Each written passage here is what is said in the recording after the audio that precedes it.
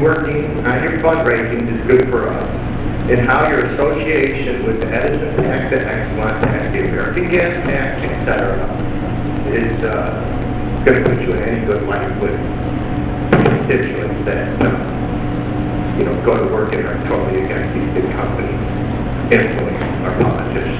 Good question. Let's address fundraising first, head on. It's a big part of politics. Incumbents and challengers have to raise money. You don't see many elections like the one we just had, where a guy like me who was outspent 5-1 wins. Most cases it doesn't happen. Raising money from people who want to help me get reelected is part of my job. And it's an important part of my job. Is it something that's going to get in the way of the work I do representing you? No, I won't let it. Here's a problem I have with fundraising. Right now, can you explain why it's important? Besides for election time? Here's why it's important. We don't take fundraising from big corporations. Well, no. That's not fair.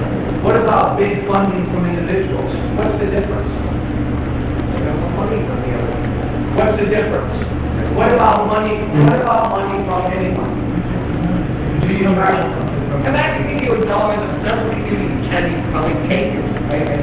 Because if I go to you, I'm expecting. You're expecting what? To go to work for us. To go to work in Washington and use my name. And you're right, I mean, the big companies, the same thing. They're going to expect you to do something that they're not doing it for the fun of it. How do you get your message out? Hey, Bill, why did you contribute to my campaign this last time? I like it. What did you like? Besides, I like what you say. I know we're going in the wrong direction in this country, and I think you have the knowledge and ability to turn it around. Why do people give money to candidates? Why do individuals give money to Diane? No, I was a volunteer in the campaign. Was it primary? Okay. You had a lot of volunteers. We all worked hours, hundreds of hours, making phone calls, knocking doors, walking parades, giving literature. We all did this for you for free because we believe in you.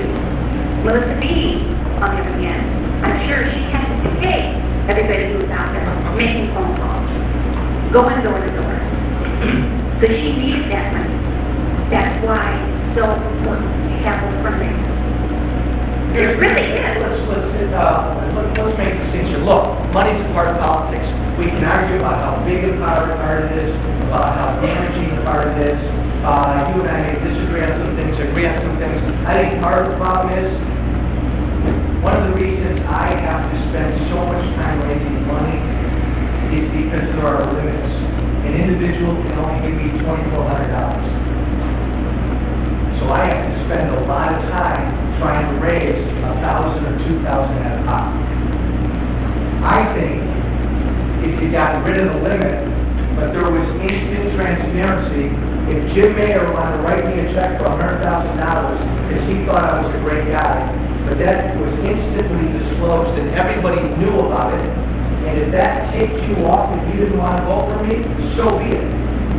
If you don't like the fact that some corporate pack in New York is going to give me money because they think I'm a free market guy, that should be instant and out there for you to see. And if you have an issue with it, don't vote for Walsh.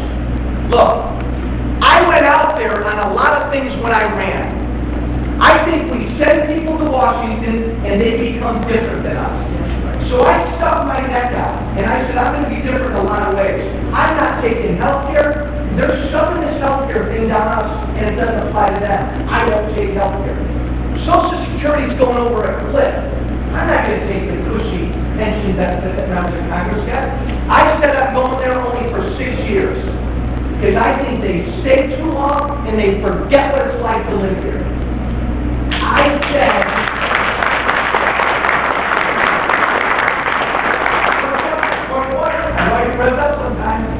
I said that I will never vote for any legislation that increases the size of government or can't be, its justification can't be found in the Constitution. That's some pretty out there stuff now. But let me also say one important thing I never said, because I spent a number of years teaching American government. Folks, you may disagree with me. There is nothing wrong in my mind with what we call special interest or PAC money. Teachers come together. They form a union. That's a PAC. They give money to candidates they believe in. Carpenters do. Union people do. Big, bad corporations do. They all do. It was put in our Constitution for a reason. Special interest groups were put in our Constitution so the little guy would have a voice. If the little guy got together. Now, we love to rip big corporate fast. They're easy targets, right? But remember, when you're ripping a FAC, you're ripping your teachers' union, no matter where you stand on it. You're ripping your local whatever union. You're ripping any kind of group that's come together to influence legislation, rich or poor. And I don't think there's anything wrong with taking that money, because let me look you squarely in the eye. You are going to know where Joe Walsh stands on issues. Anybody that's even thinking about giving me money is going to know who I am. I'm pro-gun like you wouldn't believe. Do you think gun control groups are going to give me money? Heck no. I'm pro-life. Do you think Planned Parenthood is going to give me money? Like goddamn, I want to repeal the financial regulation reform. Do you think big corporate interests that actually liked it because they benefited from it are going to give me money? No. The people that are going to give me money are going to give me money because they believe in what I'm saying, in what I believe. We've been controlled by the lobbyists then. Oh gosh, how much can a lobbyist give you? And if you're big business, they can. $5,000. My brother can give me $2,400, and I like my brother a heck of a lot more. That's not going to influence me. Thank you. Hold your thought. Let's spread this around. All the way in the back. Hey, thank you for that question. Jim Solberg, retired military. You mentioned a couple minutes ago. Thank you for your service. You mentioned a couple minutes ago one of the committees that you were interested in getting on.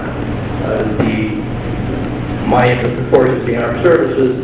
Illinois has not had a representative on the Armed Services Committee for a number of years. We have two very large military installations in Illinois. Great Base, which is just outside of the 8th District, and Scott Air Force Base down south.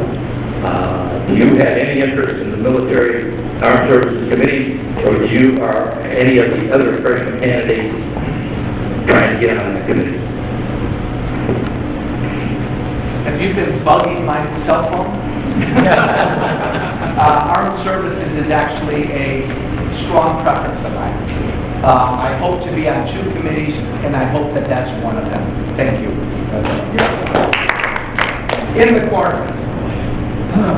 What's your view on constitutional amendment of balanced budget?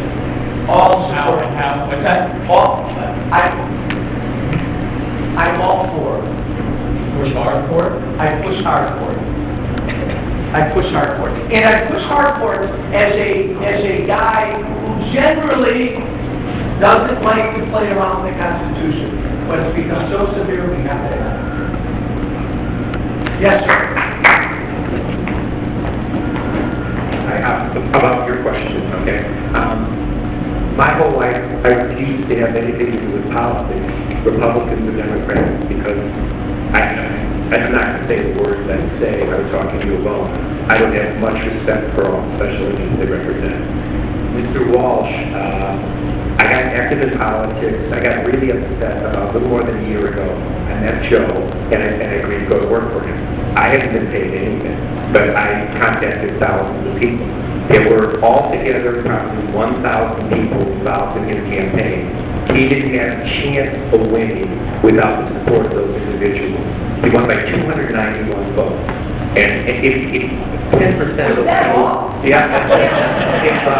if 10% of those people weren't involved, he wouldn't have been elected. Things have changed in the United States. Melissa Dean had a lot of special interest money, and if you went on her site and look where it came from, it didn't work for her. If he takes a bunch of special interest money, I won't be ringing any doorbells.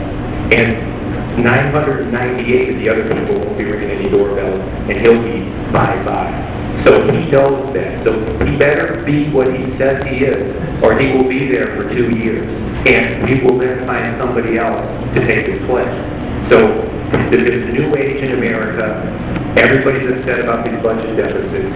You get active, and you talk to your neighbors, and you get involved, and we'll get government we can be proud of. Otherwise, we won't. So he better do what he says he's going to do, or bye-bye Joe.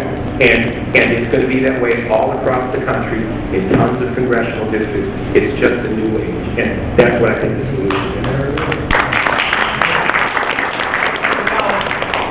I won by 291 votes. Thank God that Mayor Becker and Nancy Cool wants to know